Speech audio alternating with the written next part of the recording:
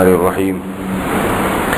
حضرت ابو ہریرہ رضی اللہ تعالی عنہ سے روایت ہے، فرماتے ہیں کہ ما عاب رسول اللہ صلی اللہ علیہ وسلم طعاما قط کان اذا اشتہى اکلہ وان کرہہ ترکہ۔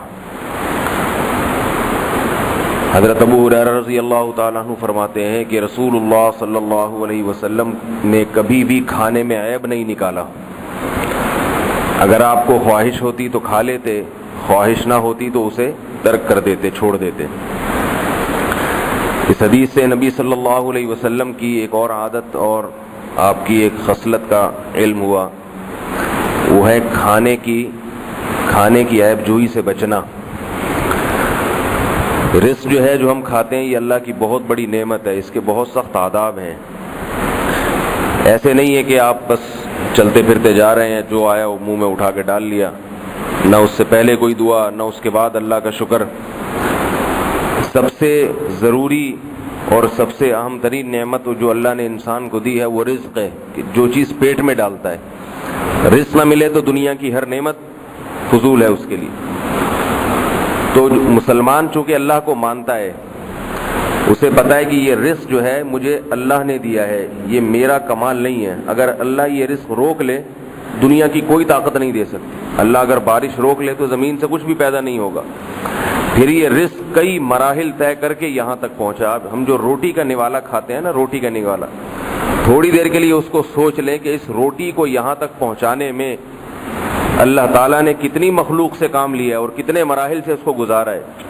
آسمان سے پانی برسا، کسان نے زمین میں محنت کی، ہل چلایا، اس میں کھاد ڈالی، کئی مہینوں تک پانی لگاتا رہا اس کو، پھر اس میں گندم کا بیج بویا اور پھر اس میں لہلہاتی فصل ہوگی، پھر اس میں ٹریکٹر چلا اور کتنے مزدوروں کی تنخواہیں اس سے نکلی، پھر وہ دانہ چکی میں گیا اور پھر گھومتے گھماتے ہمارے حلق تک اللہ تعالیٰ اس کو پہنچاتے ہیں اور پھر ہمیں اس سے غذائیت حاصل ہوتی ہے۔ یہ سارے کام اللہ کی طاقت اور قدرت سے ہیں۔ ایک مرحلہ بھی درمیان میں اللہ اگر روک دیں تو یہ نوالا ہمارے منہ تک نہیں پہنچ سکتا۔ اس لیے اللہ کے نبی صلی اللہ علیہ وسلم نے رزق کی قدر کرنے کا حکم دیا ہے کہ انسان ایسے کھائے کہ جیسے کوئی غلام کھاتا ہے کھانا۔ انہی قدر میں یہ ہے کہ اگر آپ کو کھانا پسند نہیں ہے تو اس میں عیب نہ نکالیں، کیڑے نہ نکالیں کھانے میں، بلکہ پسند آ رہا ہے تو کھا لیں، پسند نہیں آ رہا تو اس کو چھوڑ دیں۔ ممکن ہے اس میں کسی کو خیال ہو کہ بھئی اگر ہم گھر والے کبھی کھانا بنا کے پیش کرتے ہیں، ہم اگر بتائیں نہیں کہ کیسا بنا ہے تو وہ تو پھر خراب ہی بنتا رہے گا ہمیشہ۔ بتانا تو پڑتا ہے نا کہ بھئی بیگم چاول گلے ہوئے نہیں ہیں، پتھر آ رہے ہیں منہ میں، نمک اتنا تیز کر دیا ہے کہ بی پی ہائی ہونے کا خطرہ ہے، وغیرہ وغیرہ، گوشت میں سے بدبو آ رہی ہے، باسی گوشت پکا کے کھلا دیا۔ سوال یہ پیدا ہوتا ہے کہ اگر عیب نہیں نکالیں گے تو گھر والوں کو پتہ کیسے چلے گا کہ بھئی کیسا پکانا چاہیے، کیسا نہیں پکانا چاہیے۔ تو اس میں ایک بات سمجھ لینی چاہیے کہ اگر کبھی کھانے میں کوئی نقص بیان کرنا ہو تاکہ گھر والوں کی اصلاح ہو جائے تو اس نقص کو بیان کرنے کا طریقہ شائستہ ہونا چاہیے، شائستہ طریقہ ہونا چاہیے۔ مثال کے طور پر آج کل لوگ کیا کرتے ہیں، کھانا اچھا نہیں لگ رہا تو کہتے ہیں کیسا بکواس کھانا ہے۔ یہ بہت سخت جملہ ہے، گھروں میں بچے بھی بولتے ہیں کہ کیا بکواس چیز لا کے سامنے رکھتی ہے۔ یہ بہت ہی گندا جملہ ہے۔ جب بچہ اس قسم کا کوئی تبصرہ کرے یا گھر میں کوئی ایسی بات کرے تو گھر کے سربراہ کو چاہیے اس کو تنبیہ کرے اور کہے کہ بیٹا رزق کو ایسا نہیں کہتے، اللہ تعالیٰ یہ نوالا چھین بھی سکتے ہیں۔ بکواس کا لفظ استعمال کرنا، کتنا گندا کھانا بنا دیا ہے، تمیز نہیں ہے، وغیرہ وغیرہ، یہ غیر شائستہ الفاظ ہیں۔ کھانے میں نمک کم ہے تو بس آپ اتنا کہہ دیں بھائی آئندہ ذرا نمک تھوڑا سا زیادہ ڈال دیا کریں۔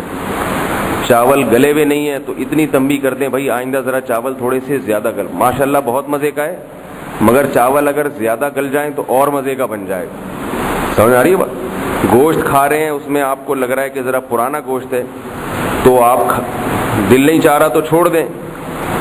ہوتا کیا ہے، کھا بھی رہے ہوتے ہیں اور عیب بھی نکال رہے ہوتے ہیں، کھا رہے ہیں بھر بھر کے اور عیب بھی نکال رہے ہوتے ہیں، تو چھوڑ دیں اگر نہیں کھایا جا رہا۔ اور اگر تنبیہ کرنی ہے گھر میں تاکہ آئندہ تازہ گوشت پکائیں تو اس طرح سے کر دینی چاہیے کہ بھئی آئندہ ذرا گوشت میں اس کا خیال ہو، یہ بھی بڑا مزے کا ہے لیکن اگر تازہ گوشت ہو تو زیادہ اچھا ہے۔ سمجھ میں آ رہی ہے بات کہ نہیں آ رہی؟ تو یہ آداب گھروں سے نکلتے جا رہے ہیں.